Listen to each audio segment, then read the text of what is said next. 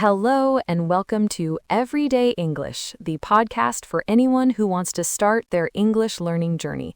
I'm your host, Alice. And I'm Michael. We're so glad you're here with us today. We are, because today we're tackling the big one, how to start learning English when you're an absolute beginner. It can feel like standing at the bottom of a huge mountain, right? Totally. But we're here to be your friendly guides and give you a map and show you that the first few steps are easier than you think. We're going to break it all down. Exactly. And I think the most important first step before you even open a book or download an app is getting your mindset right. Oh, 100%. The biggest wall most beginners hit is fear. The fear of making a mistake, of sounding silly, of someone not understanding you. Right, the fear of judgment. And you just have to give yourself permission to be a beginner. No one is born speaking a language perfectly. Yeah, you have to let that go.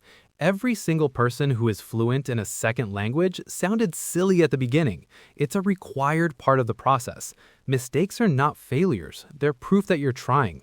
I love that. Proof that you're trying. And linked to that is my favorite mantra. Consistency over perfection.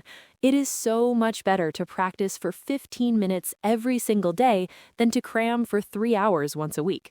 It's like building a muscle. You wouldn't go to the gym once a month and expect to see results. It's the daily effort, no matter how small, that builds fluency over time. Totally. And to stay consistent, you need a strong why. Why do you want to learn English? Is it for a job, to travel and order your own food, to watch your favorite movies without subtitles? That's a great point. Your why is your fuel. If you're learning just because you should, you'll burn out. But if you're learning because you dream of understanding the lyrics to your favorite songs, that's powerful motivation. Exactly. So, takeaway number 1, embrace mistakes, be consistent, and know your why. Write it down and put it somewhere you can see it every day. All right, so once your head is in the right place, where do we actually start? I always think of the 4 core skills: listening, speaking, reading, and writing. The core 4, I like that. Let's start with listening, because I think it's the foundation. You can't produce a language you can't understand. Right, so what's a good first step for listening? Keep it simple and fun. Don't jump into watching the news or complex movies. Start with something designed for learners, or even better, children's cartoons. The language is simple, repetitive, and comes with visual cues to help you understand. That's a great tip. Shows like Peppa Pig are a gold mine for beginners. Also, music. Find English songs you like, look up the lyrics, and sing along. It's a fantastic way to learn rhythm and common phrases without it feeling like work. And of course, podcasts like this one. Finding a podcast that speaks slowly and clearly can be a game changer. There's also a big difference between active listening and passive listening. What do you mean by that? Well, passive listening is just having English on in the background while you do other things. It helps your brain get used to the sounds and flow of the language. But active listening is when you really focus. Maybe you have a transcript and you read along, or you pause and repeat sentences. Both are valuable. That makes sense. Okay, so from listening to the scariest one for most people, speaking. The big boss of language learning. But it doesn't have to be. My number 1 tip for absolute beginners is to talk to yourself. Talk to yourself? You mean out loud? Yes, it sounds weird, but it's zero pressure. Narrate your day. I am making coffee. I am opening the fridge. This is a red apple. You're practicing forming sentences and connecting words to real-world objects. That's brilliant. No fear of mistakes because no one is listening. I love it. Another great way is to use the shadowing technique. You listen to a native speaker and repeat exactly what they say, trying to copy their pronunciation and rhythm. It's a perfect way to work on your accent from day 1. And when you're ready for a real person, there are apps like HelloTalk or Tandem where you can find language partners to chat with for free. Okay, so listening and speaking are covered. What about reading? Same principle as listening. Start small. Don't pick up Shakespeare. Graded readers are fantastic. They're books written for different learning levels. You can also read children's books, comics, or even just the English text on packaging at the grocery store. Totally. And don't underestimate the power of rereading. Reading a very simple story 3 or 4 times is way more effective than struggling through one difficult page. You'll pick up new things each time. That's such a good point. And that brings us to writing, the final of the core 4. Which again can start super simple. My advice is to start a 1-sentence journal. Every day, just write 1 sentence in English about your day. Today, I ate pizza. Or, the weather was nice. I love that. It's not intimidating. And as you get more confident, you can write 2 sentences, then a paragraph. Another easy way to practice is by writing comments on YouTube videos or Instagram posts in English. It's low stakes, and you're engaging with real content. Okay, so we have the skills, but we need the building blocks, vocabulary and grammar. Let's talk vocab first. How do we learn new words without just memorizing endless, boring lists? Context is everything. Never learn a word by itself. Learn it in a phrase or a sentence. So instead of just learning the word delicious, learn the phrase, "This pizza is delicious." That way you know how to actually use it. Right, and you should focus on the most common words first. Did you know that the top 100 most frequent words in English make up about 50% of all spoken language? That's an amazing statistic. So focus your energy on words like the, is, you, I, go, have first, and learn them in chunks.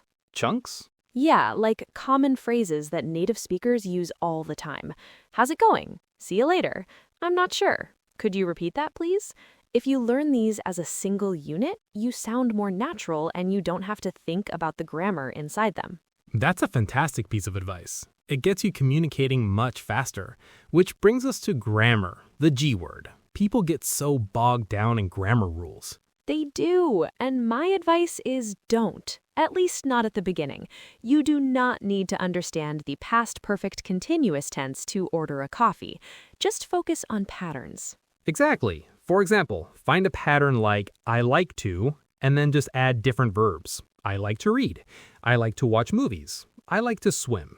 You just learned a useful grammar structure without ever opening a textbook. Your brain does the heavy lifting if you just give it enough input. So for vocab and grammar, learn common words in phrases and focus on simple, useful patterns first.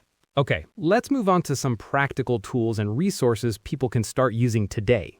There are so many great resources out there now, many of them free. For a structured game-like experience, apps like Duolingo or Memrise are fantastic for beginners to build a foundation. Yeah, they're great for drilling vocabulary and basic sentences. For a good dictionary, I'd recommend using an online learner's dictionary, like Cambridge or Merriam-Webster for learners. They give simple definitions and example sentences. That's a key point. A dictionary for native speakers can sometimes be even more confusing. And for listening and pronunciation, YouTube is your best friend. Totally. Channels like BBC Learning English or VOA Learning English are made specifically for learners. They speak clearly and cover interesting topics. And you can use the playback speed feature. If someone is speaking too fast, you can slow the video down to 0.75 speed. It's a lifesaver. A more adventurous tip is to change your phone's language to English. Ooh, that's bold, but effective. You'll learn words like settings and messages very quickly. But the most important thing is to find something you enjoy. If you like video games, switch the game's language to English. If you like cooking, watch cooking shows in English. Yes, if you're having fun, you'll keep doing it. That's the secret sauce right there. Learning a language should be an enjoyable journey, not a chore. That's so true. And to keep that fun journey going, it's really important to set clear, achievable goals. Absolutely. So I guess if we had to boil it all down, what are the main takeaways for someone starting today? I'm so glad you brought that up, Michael. I think people here set goals and they just write down learn English, which is way too big. It's not a goal, it's a dream. How can people make their goals more effective? Okay, quick recap. Number 1, get your mindset right. It's okay to make mistakes, and consistency is key. That's the perfect question. We need to use the SMART framework. It's a great tool for this. Instead of learn English, a better goal would be something like, this week I will learn 20 new vocabulary words related to food. It's specific, you can measure it, it's achievable, it's relevant to a real life situation, and it's time-bound to this week. Right. Number 2, practice the 4 core skills. Listen, speak, read, write. Even just a little each day. That makes so much more sense. It breaks the huge mountain into small, climbable hills. So another example might be, this month I will watch one 10-minute children's cartoon in English every day and write down 3 new words I hear. You can actually track your progress that way. Number 3, learn vocabulary in phrases, not just single words, and don't get stuck on a complex grammar at the start. And finally, number 4, use the amazing tools available. And most importantly, find a way to make it fun for you. That's it. It's a marathon, not a sprint. The goal isn't to be perfect tomorrow. The goal is just to be a little bit better than you were yesterday. Well said. So for everyone listening, your homework is to pick just one thing from our conversation today and do it. Watch a 5-minute cartoon, learn one new phrase, or write your first journal sentence. I love that homework assignment. Well, that's all the time we have for today. Thank you so much for joining us on English Kickstart. It was a blast. We'll be back next time to talk about common phrases you can use when traveling. Ooh, that's a good one. Until then, happy learning, everyone.